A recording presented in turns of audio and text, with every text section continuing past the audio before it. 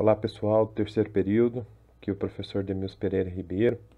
Vamos continuar aqui a matéria do primeiro bimestre nosso, é Direito Tributário. Pessoal, nós estamos aqui na aula de número 14 do nosso cronograma. Nessa aula aqui nós vamos começar a estudar a obrigação tributária, então veja que agora nós vamos falar dessa palavra-chave, que é a obrigação tributária. Com relação à obrigação tributária, a gente vai trabalhar o conceito de obrigação tributária, as teorias relativas à obrigação tributária e os fundamentos. Essa aula aqui é a primeira parte, tá certo? Bom, primeira coisa que eu quero que vocês observem aqui no tópico 6 é que a gente vai trabalhar a chamada relação jurídico-tributária, tá certo? Para a gente entender a relação jurídico-tributária, os doutrinadores, os escritores do direito tributário criaram a linha do tempo da relação jurídico-tributária. Então, a primeira coisa é o seguinte, o legislador, ele cria a lei tributária. Essa lei tributária, ela vai prever a chamada hipótese de incidência. Então, se você pegar a lei do imposto de renda, lá nós temos a hipótese de incidência do imposto de renda, né, que diz que o quê? Que vai pagar o tributo do imposto de renda aquele que auferir alguma renda. Tá certo, gente? Bom, então, se a hipótese de incidência é esse aspecto abstrato, quando na vida real alguém auferir alguma renda, nós falamos que acontece o fato gerador. Então veja que eu tenho a lei, que é o campo abstrato, aí essa lei vem e incide um fato da vida real. Depois disso, pessoal, vai surgir o quê? Aí vai surgir o que nós chamamos de obrigação tributária. Então na lei do imposto de renda está prevendo que se alguém auferir renda, aí alguém vai na vida real e aufere renda, aí nasce a obrigação tributária. Porém, pessoal, nós vimos aqui que a obrigação tributária ela vai no final se converter em crédito tributário, que nós ainda vamos estudar, que ela se converte em crédito tributário e aqui nesse meio nós vamos ter um fato tributário chamado lançamento. Bom, então a distinção doutrinária entre hipótese de incidência, que é abstrato, e fato gerador. Continuando aqui nesse ponto, hein? Hipótese de incidência. Fato gerador e abstrato. É a descrição que a lei traz de um fato tributário. Fato gerador. É o fato gerador em concreto. É a realização material da hipótese de incidência. Então veja que eu tenho o IPVA. A lei do IPVA diz que aquele que adquirir a propriedade de um veículo automotor vai pagar esse imposto. Então nós temos aqui na lei, previsto na lei, a chamada hipótese de incidência. Na vida real, alguém adquiriu um veículo automotor. Então, é o fato concreto. Aí paga. A conjugação entre a hipótese de incidência. Bom, então vamos detalhar um pouquinho aqui a obrigação tributária. Quais são os elementos da obrigação tributária? Bom, já expliquei para vocês. Vocês abrirem aí no computador de vocês o CTN, olhar lá no site do Planalto, né? O Código Tributário Nacional, a gente vai ver aqui. No artigo 113 do Código Tributário, eu tenho o objeto da relação. Nos artigos 114 e 115, eu tenho a causa dessa relação. Nos artigos 119 e 120, eu tenho o chamado sujeito ativo. E nos artigos 121 a 123, eu tenho o chamado sujeito passivo. Então, esses são os elementos mais importantes da obrigação tributária. Vamos detalhar um por um. Aqui, primeiro, nós vamos trabalhar o objeto da relação tributária. Bom, o objeto da relação tributária, ele se refere à chamada prestação submetida ao contribuinte ou responsável. A prestação pode ter um cunho pecuniário, ela é principal, por isso que nós chamamos ela de obrigação tributária principal, ou ela pode ter um cunho não pecuniário, então, por exemplo, fazer alguma coisa, emitir nota fiscal, pagar algum aspecto. Então, nós temos aqui, ela é chamada de obrigação tributária acessória. Essa definição, gente, ela está prevista no Código Tributário Nacional, então é muito fácil da gente identificar. Então eu tenho a previsão aqui no artigo 113, né? Como sempre eu ensino para vocês, a gente vai fazendo aqui a leitura analítica, destacando. Então, o artigo 113 diz que a obrigação tributária, que a gente já viu, como que surge a obrigação tributária? Eu tenho a hipótese de incidência, que é abstrata, está prevista na lei.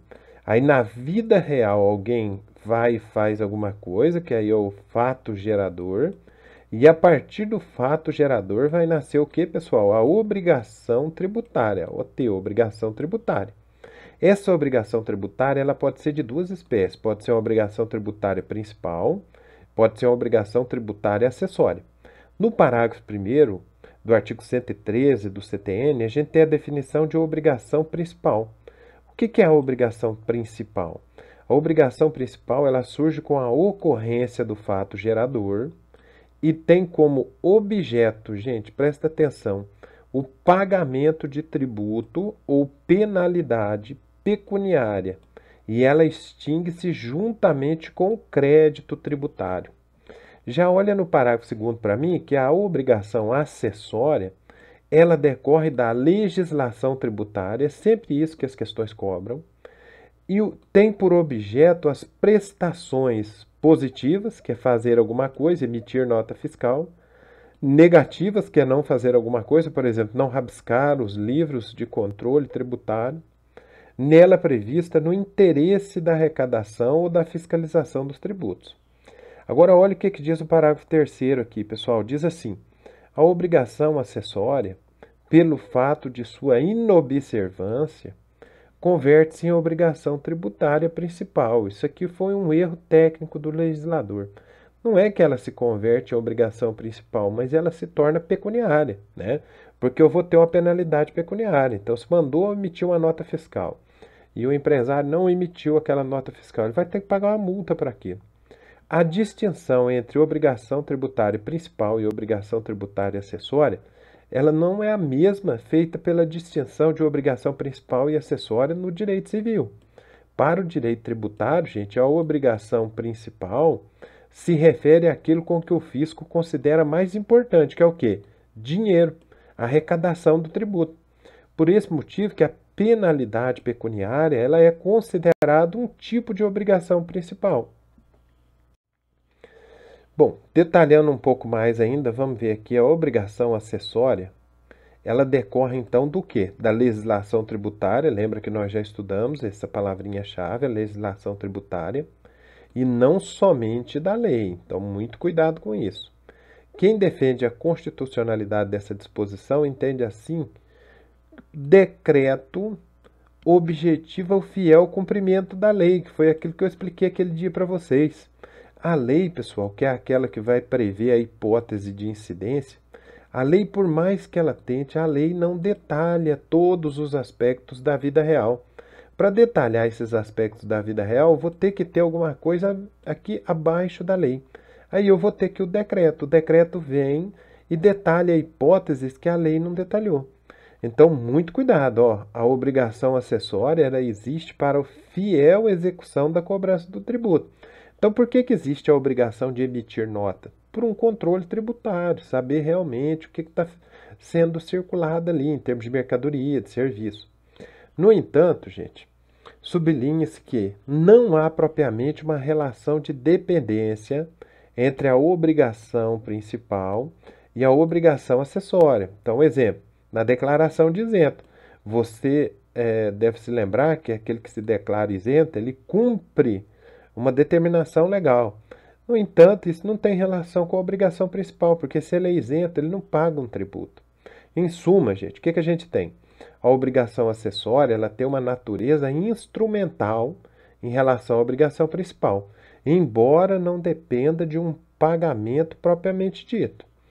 Um exemplo aqui nós podemos tirar em relação ao parágrafo 3º. A declaração do imposto de renda, por exemplo. Todos nós aí que temos um certo patamar vamos declarar o imposto de renda, o IR. É uma obrigação acessória. Caso ela não seja entregue, gera-se uma multa. Consiste na obrigação principal de pagar essa multa. Portanto, essa obrigação acessória, pelo simples fato da sua inobservância, então, se eu não faço a declaração do imposto de renda, converte-se na obrigação principal, relativamente à pena pecuniária. A rigor, o descumprimento da obrigação acessória deve ter uma previsão em lei, sempre em lei, como fato gerador da obrigação principal. Bom, agora vamos trabalhar um pouquinho aqui, pessoal, a causa da obrigação tributária. A primeira coisa que eu quero que vocês entendam é o seguinte: a causa, ela refere-se ao vínculo jurídico que vai unir o sujeito passivo, o sujeito ativo, que é aquele que pode cobrar o tributo, que é o que cobra o tributo, e o sujeito passivo, que é aquele que tem que pagar o tributo. Então, daqui eu tenho o credor, é aquele que tem o crédito, e daqui eu tenho o devedor, é aquele que tem o débito. Essa é a relação jurídica tributária.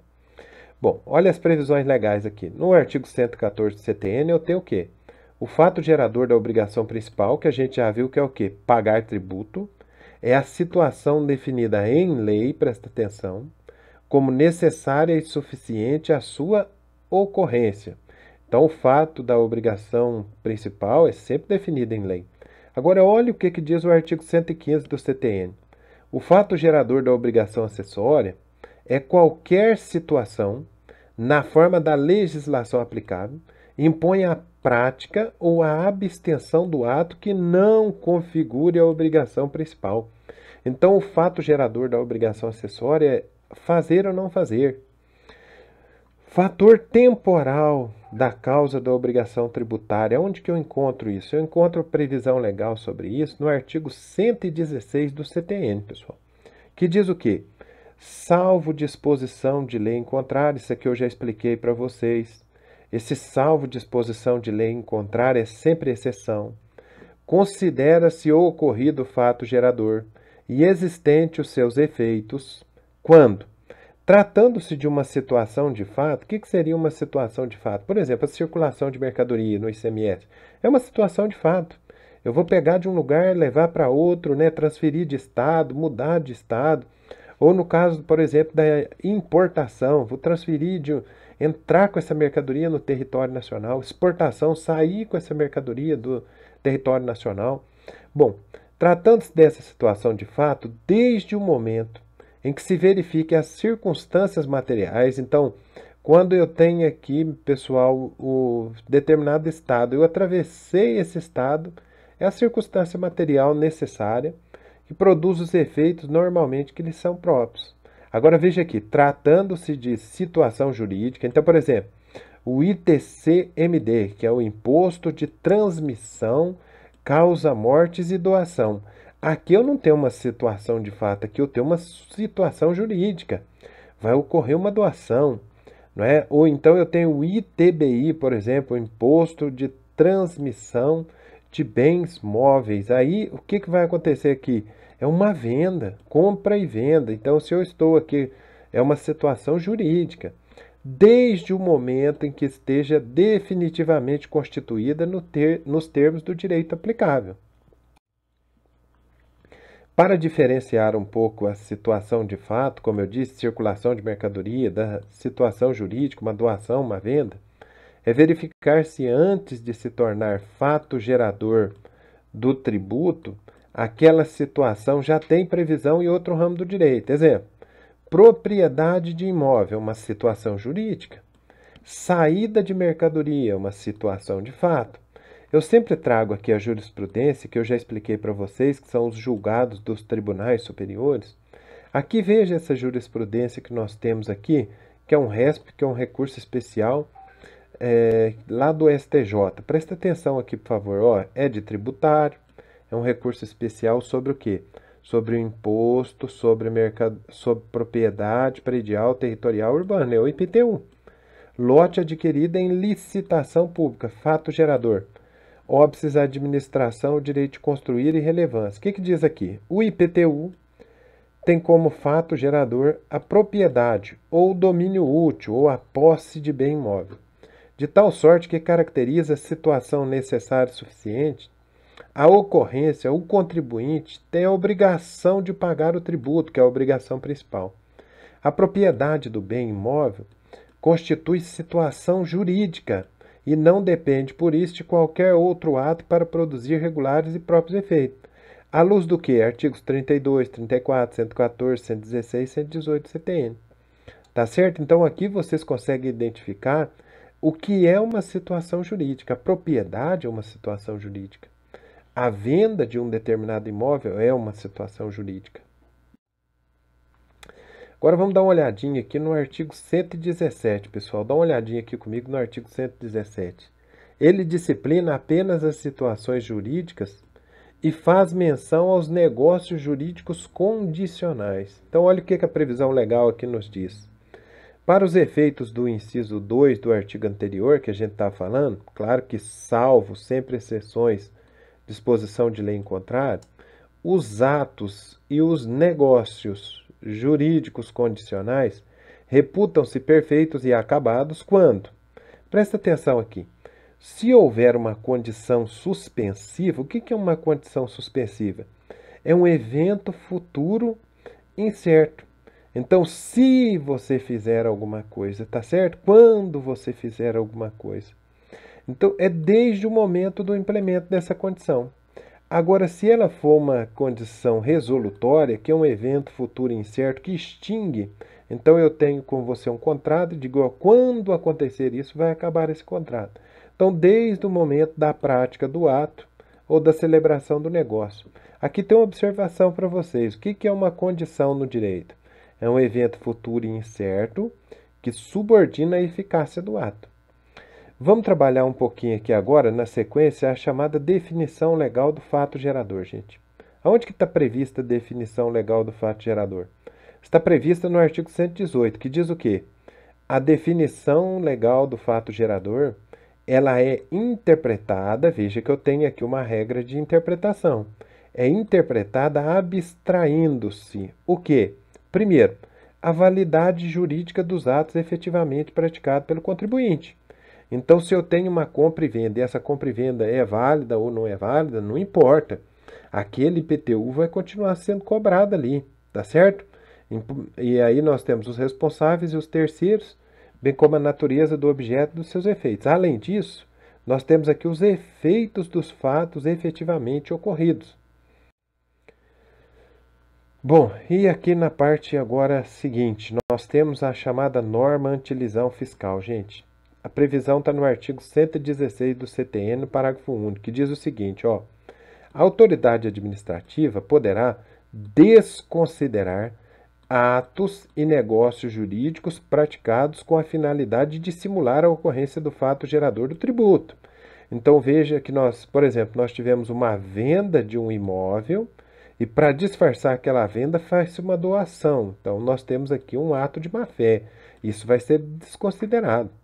Também vai ser desconsiderada a natureza dos elementos constitutivos da obrigação tributária, observados os procedimentos a serem estabelecidos em lei ordinária.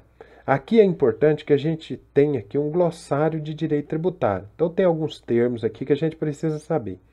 O primeiro termo, gente, é a chamada evasão fiscal. Ela é ilícita, é uma ilicitude. São mecanismos fraudulentos que o contribuinte que deve o tributo utiliza para se furtar a obrigação de pagar tributos. A evasão fiscal, ela geralmente ocorre após a ocorrência do fato gerador. Aí, ao contrário da evasão, eu tenho a elisão fiscal. Enquanto a evasão é ilícita, a elisão é lícita. Trata-se do chamado planejamento tributário.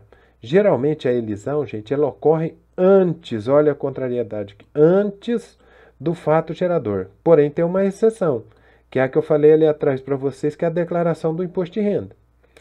A terminologia anti-elisão, ela é utilizada em razão de uma terceira situação. Então, além dessas duas primeiras aqui, tem uma terceira, na qual o contribuinte ele se utiliza de formas jurídicas de maneira atípica, visando escapar da tributação. A doutrina denomina essa situação de elisão ineficaz. É a elisão abusiva ou elusão fiscal. A norma anti-elisão do CTN ela foi baseada numa doutrina alemã, consideração econômica do fato gerador e também a teoria do propósito negocial do direito norte-americano, só para vocês saberem de onde o Brasil tirou essa ideia jurídica. Bom, agora nós vamos começar a trabalhar um pouquinho aqui os sujeitos da relação. Primeiro, o sujeito ativo da obrigação tributária, que está previsto no artigo 119 do CTN, que diz o quê? O sujeito ativo da obrigação tributária, gente, é a pessoa jurídica de direito público, somente ela, lembra que a competência é indelegável, titular da competência para exigir o seu cumprimento. Então, o sujeito ativo do direito, o sujeito ativo indireto. Eu tenho dois sujeitos ativos aqui, o sujeito ativo direto e o sujeito ativo indireto. Vamos prestar atenção. O sujeito ativo direto é um ente, União, Estados, município, Distrito Federal, com a competência tributária em sentido estrito. E o sujeito ativo indireto, gente, é o ente com a capacidade tributária ativa, que é que pode arrecadar. Eu tenho uma súmula 386 do STJ que diz aqui o seguinte, ó, a Confederação Nacional da Agricultura, CNA, tem legitimidade para cobrança da contribuição sindical rural. Então aqui eu tenho um ente que é um sujeito ativo indireto. Eu coloquei aqui para vocês lembrarem, então tá aqui, ó, no critério pessoal, nós temos o sujeito ativo, esse sujeito ativo pode ser direto ou indireto, e o sujeito passivo, que é aquele que vai pagar o tributo, ok? Bom, então vamos detalhar um pouquinho o sujeito passivo da obrigação tributária. Na obrigação acessória, não há divisão entre contribuinte e responsável. Portanto, essa distinção ela se refere somente à obrigação tributária, que é dinheiro, é pagar o tributo. Olha a previsão legal no artigo 121. O sujeito passivo da obrigação principal é a pessoa obrigada ao pagamento do tributo ou penalidade pecuniária. Aí o parágrafo único nos esclarece. O sujeito passivo da obrigação principal, ele disse contribuinte. Quem é o contribuinte, gente? Quando tem a relação pessoal e direta com a situação que constitui o fato gerador. Além do contribuinte, eu posso ter o responsável, que é quando, sem revestir a condição de contribuinte, sua obrigação decorre de disposição expressa de lei. Então, imagina que o contribuinte é uma criança. Mas essa criança ela não pode, porque ela não tem idade para cumprir esses atos da vida, né? Aí quem vai ser o responsável? Os pais respondem pelos filhos. Então, a relação pessoal e direta aqui com o fato gerador significa praticar o fato gerador. No entanto, se não há na prática aqui, mas a lei impute a responsabilidade pelo pagamento do tributo ou penalidade, aí a figura do responsável tributário. A gente tem previsão legal aqui no artigo 122 do CTN, que diz que o sujeito passivo da obrigação acessória é a pessoa obrigada às prestações que constituam seu objeto. E aí vem o artigo 123 e diz, salvo exceção, disposição de lei em contrário, as convenções particulares. Então imagina que eu tenho uma casa, e aí eu pego aquela casa e vou alugar aquela casa e eu passo lá para alguma pessoa o IPTU. Isso aqui eu estou fazendo uma convenção particular, relativa à responsabilidade do pagamento desse tributo. Não podem ser opostas à fazenda pública. Então o município vai cobrar da minha pessoa aquele tributo, e não porque eu fiz um contrato de gaveta ali para passar esse tributo para alguém. Segundo esse dispositivo, em regra, não é possível firmar uma convenção particular, ou seja, um contrato particular, mudando o sujeito passivo que está na lei. O exemplo é o sujeito passivo do IPTU, como eu disse, é o proprietário e não o locatário. A gente tem a jurisprudência do STJ dizendo bem isso. Então, ó, sujeito passivo, ele vai ter a obrigação principal, ele vai ser o contribuinte se a relação dele for pessoal e direta com o fato gerador, ele vai ser responsável se a obrigação decorrer de lei. E nós temos na obrigação acessória. A obrigação acessória é o obrigado a fazer ou deixar de fazer alguma coisa prevista em lei. O que diz a jurisprudência do STJ aqui? A jurisprudência do Superior Tribunal de Justiça é no sentido de que o locatário, ele não é o proprietário. Por não ostentar a condição de contribuinte, nem de responsável tributário, ele não tem legitimidade ativa para postular a declaração de inexistência da relação jurídica tributária, bem como a repetição de indébito referente ao IPTU. Por quê? Ele não é o responsável, ele não é o contribuinte. Além disso, eu trouxe aqui a súmula 614, que diz que o locatário não possui legitimidade ativa para discutir a relação jurídica tributária do IPTU e a das taxas referentes ao imóvel alugado, nem para repetir o indébito. Por quê? Porque ele não tem relação direta, gente, com esse imóvel que ele está locando. Pessoal, aí a gente chega aqui nas referências da nossa matéria, como sempre falo para vocês, se vocês quiserem completar alguma coisa, mas fiquem tranquilos. Vamos continuar a construção do nosso caderno de esquemas para memorizar, compreender bem a matéria mesmo. Espero que vocês tenham entendido bem claramente aí os conceitos que eu passei para vocês, mais uma parte da nossa matéria. Espero que vocês estudem bastante, aprendam bastante e se dediquem. Um abraço, fiquem com Deus, até a próxima aula.